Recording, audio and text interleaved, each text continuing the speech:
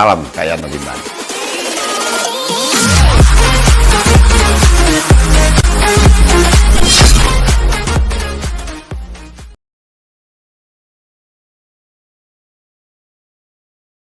Assalamualaikum warahmatullahi wabarakatuh. Bertemu kembali di Kayat Bintang.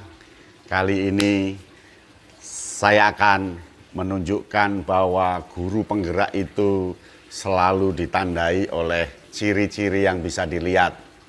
Karena itu adalah hasil mereka, karena itu portofolio mereka, dan itu bukti nyata kalau dia betul-betul menjadi guru penggerak yang hebat.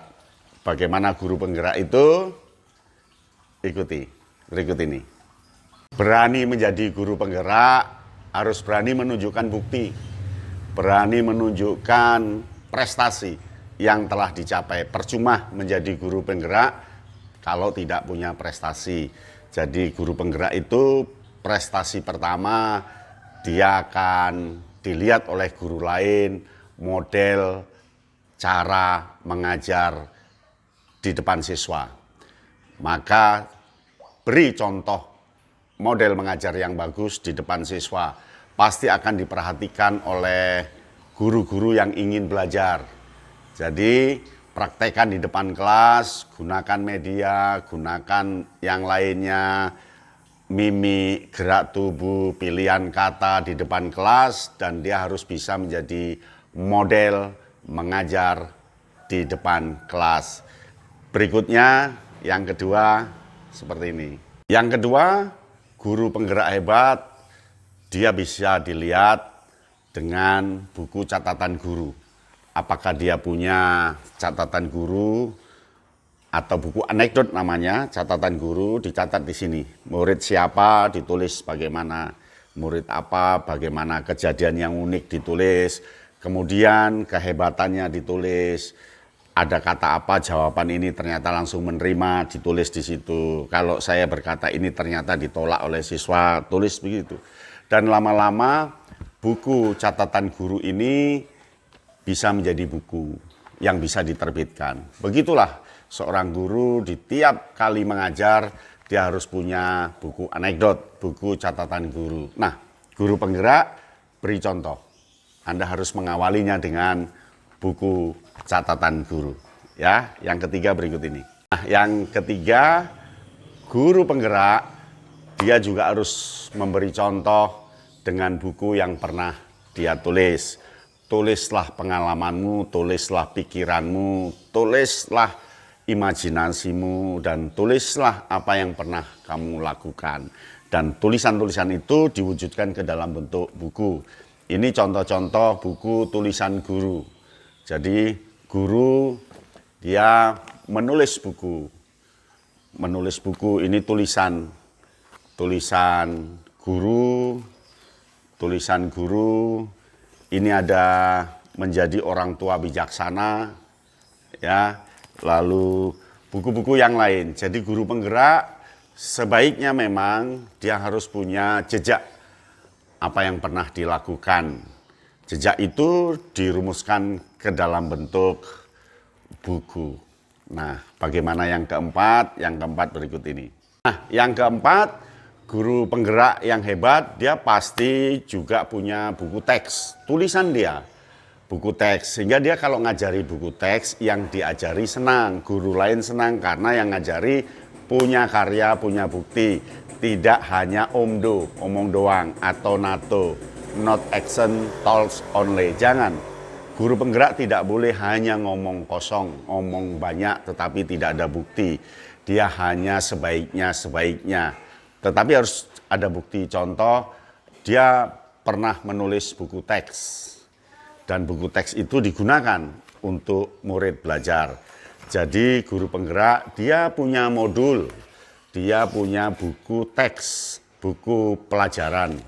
Dan buku pelajaran ini syukur kalau dipakai oleh orang banyak, dipakai oleh guru-guru lain. Jadi guru penggerak usahakan punya buku teks, usahakan punya modul yang bisa dilihat oleh guru-guru yang lain, guru-guru yang akan Anda ajari. Nah, rasanya tidak sulit ketika membuat buku teks seperti ini. Anda tinggal tekun atau tidak. Tetapi ketika Anda sudah menjadi guru penggerak, beranikan diri membuat buku teks, buku pelajaran, atau modul. Nah, bagaimana yang kelima? Berikut ini. Yang kelima, guru penggerak harus punya contoh media kreatif yang dia buat sendiri. Jadi ketika nanti memberi latihan pada guru-guru lain, dia bisa memberikan contoh media-media menarik, media-media buatan guru penggerak itu.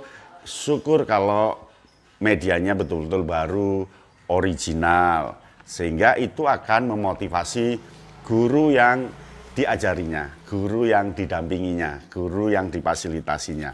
Jadi membuat media-media seperti ini sebaiknya dilakukan oleh guru penggerak ketika waktu luang sesuai dengan mata pelajarannya.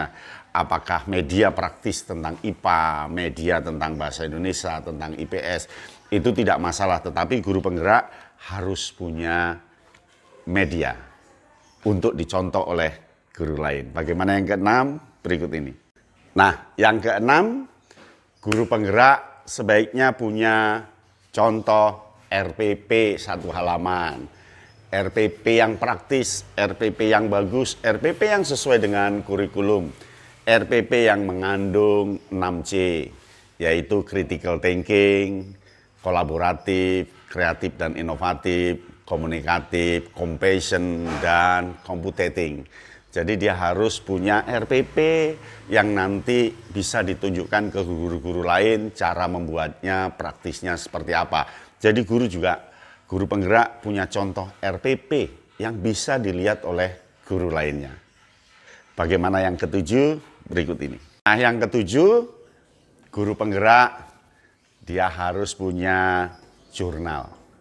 Dia punya makalah, artikel ilmiah yang menandakan bahwa guru penggerak itu meneliti, melakukan PTK, penelitian tindakan kelas, dan tunjukkan jurnal itu ke guru bahwa saya juga menulis beberapa artikel tentang pembelajaran dan dimuat di jurnal A, jurnal B, jurnal C, dan artikel itu berangkat dari penelitian, bukan artikel yang hanya di belakang meja.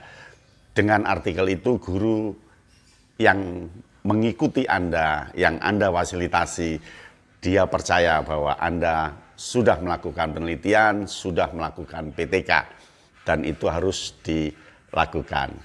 Ya, nah yang terakhir apa? Terakhir berikut ini. Yang kedelapan, guru penggerak harus punya portofolio. Dia punya dokumen keeper tentang foto, piagam, penghargaan yang bisa dibawa kemana-mana untuk ditunjukkan pada guru-guru pendamping ketika ada yang bertanya prestasinya apa. Masukkan piagam di situ, masukkan foto-foto di situ. Bila perlu ada file film, file dokumen di FB, di mana tinggal ngunduh saja. Dan itu bisa diwujudkan seorang guru mempunyai website, mempunyai blog, mempunyai Instagram, mempunyai YouTube, mempunyai Facebook yang diisi oleh guru penggerak itu. Disitulah orang lain akan bisa melihat portofolio Anda. Siap kan? Selamat menjadi guru penggerak. Dengan begitu tidak menjadi guru penggerak yang asal-asalan, tidak menjadi guru penggerak yang palsu, tapi guru penggerak yang sebenarnya. Selamat menjadi guru penggerak. Demikian, bertemu kembali di Kak Yatna Bintang.